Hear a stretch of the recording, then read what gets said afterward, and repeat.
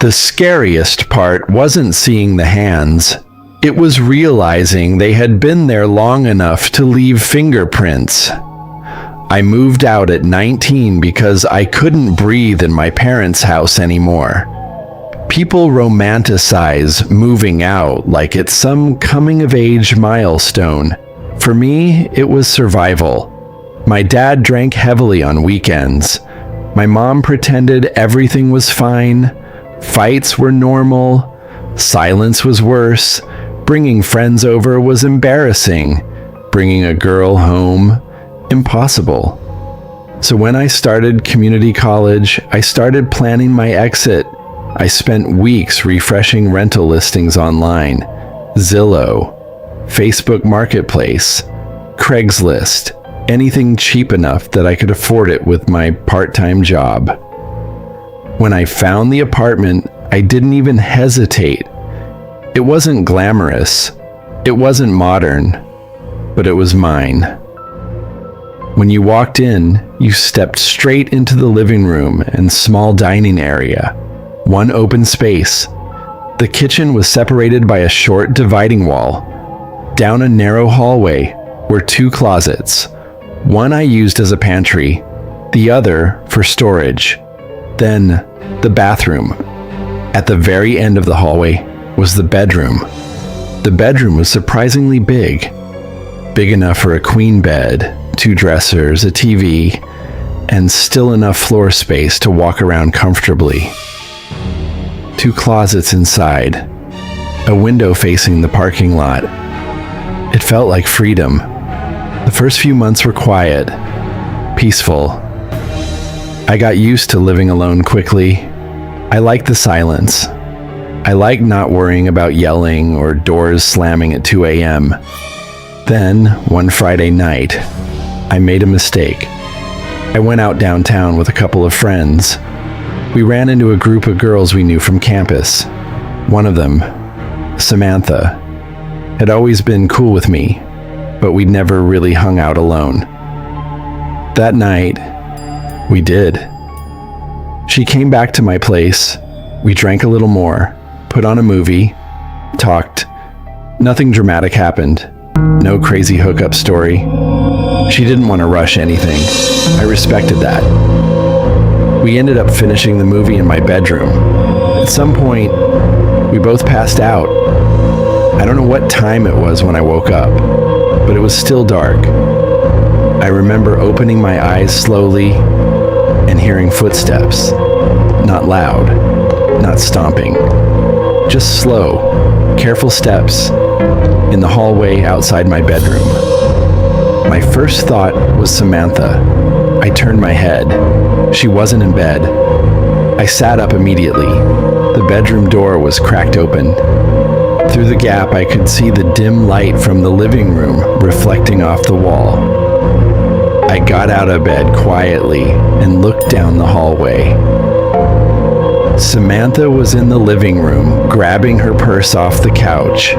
She was moving quietly, almost tiptoeing. She didn't see me. I figured she wanted to avoid awkward morning small talk. I went back to bed.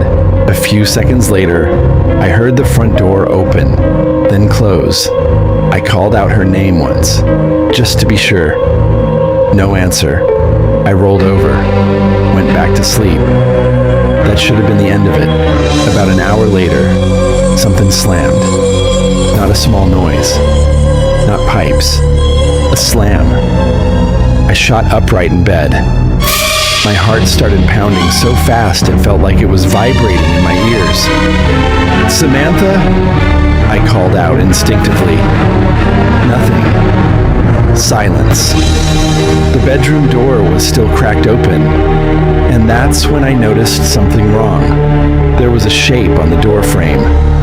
At first, my brain tried to make it normal. Shadow, coat, trick of light. But it didn't look like a shadow. It looked layered, like something was wrapped around the frame. My breathing got shallow. I slowly reached for my phone, opened the control center, turned on the flashlight, and when the beam hit the doorway, I saw them. 2 hands, wrapped tightly around the frame. Fingers curled, knuckles pale from pressure. They weren't reaching in. They were holding the doorway, like whoever was there had been leaning forward, watching. The second the light hit them, the fingers tightened, then disappeared, pulled back instantly.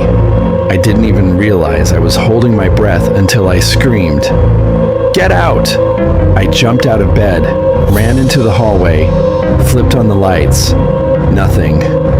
The hallway was empty, bathroom clear, closets clear.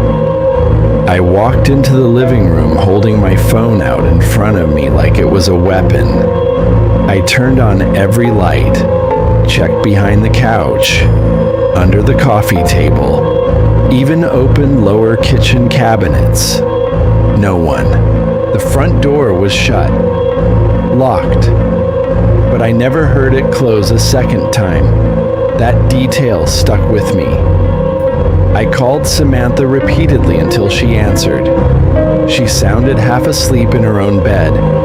She confirmed she left a while ago because she couldn't sleep. I didn't explain what happened. I called my best friend. He laughed at first, said I was still drunk, said it sounded like one of those half-awake hallucinations, and I wanted him to be right. So I convinced myself I locked my bedroom door, eventually fell asleep. The next morning, I told myself I'd laugh about it later, until I walked over to the doorway and saw the fingerprints, clear smudges in the paint, exactly where the hands had been. My heart dropped. They weren't random prints. They were positioned like someone had been gripping, watching. I took a photo, zoomed in. You could see individual finger shapes. It wasn't a dream. Someone had been inside my apartment, and they had stood in my doorway long enough to leave marks. I moved out as soon as the lease ended, upgraded to a place with better locks. But I still think about that night because whoever it was could have done anything. And instead, they just stood there, watching. And sometimes I wonder how long they were standing there before I woke up.